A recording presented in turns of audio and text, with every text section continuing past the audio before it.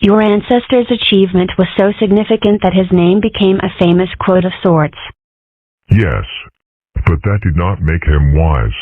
Rather, his name became synonymous with a wise path because he had become enlightened the hard way.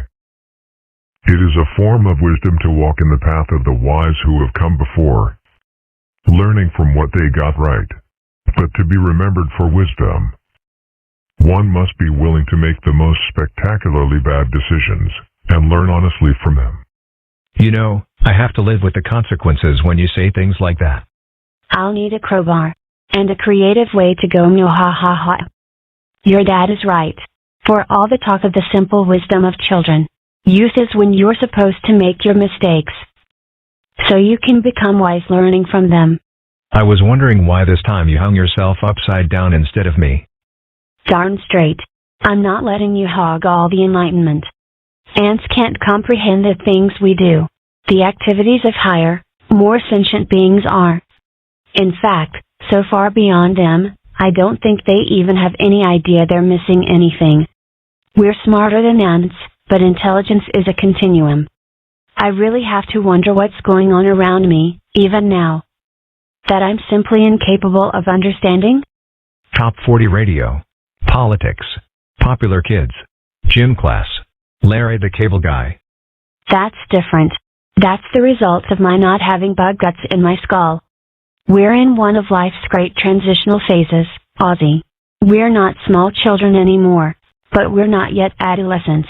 Of course, adolescence is itself a transition.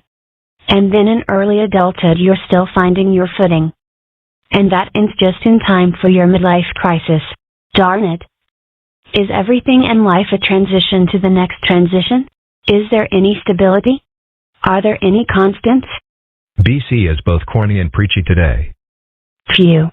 Thank you, Johnny Hart, for providing such a valuable public service.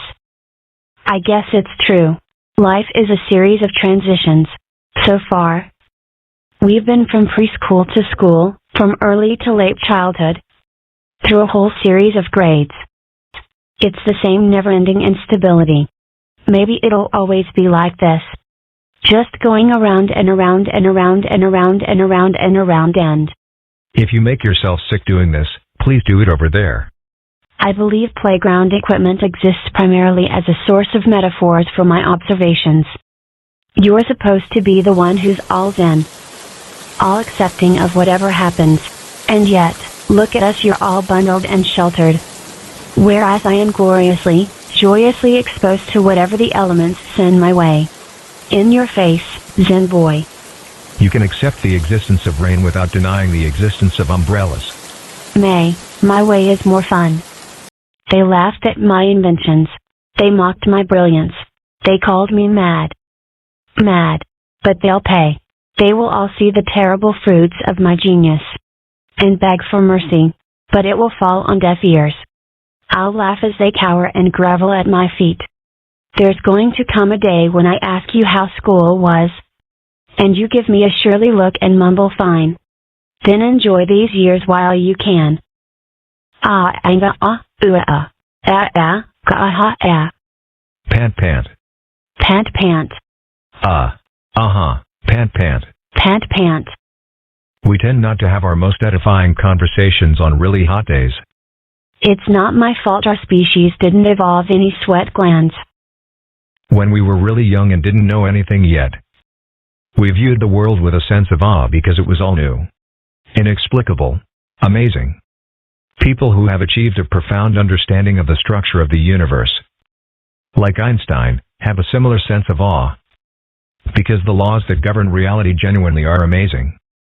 But the people in between, the people who are used to the world and kind of know the basics of it, kind of seem to get bored and lose any real sense of wonder about anything. So basically, if you spend 2 decades learning everything there is to know, you're finally back to being as well off as you were before you knew what your elbow was. Welcome to Zen. Mom, I've decided to accept the proposed summer bedtime of 9:30. However, in doing so, I'm also issuing a signing statement. Are you now in it? I clarify that I only have to follow this rule if I'm bored and have no reason to stay up anyway. It's my constitutional privilege. It must be nice having a daughter who's interested in current events. They say, "Oh, that reminds me, I've also been deficit spending on my allowance.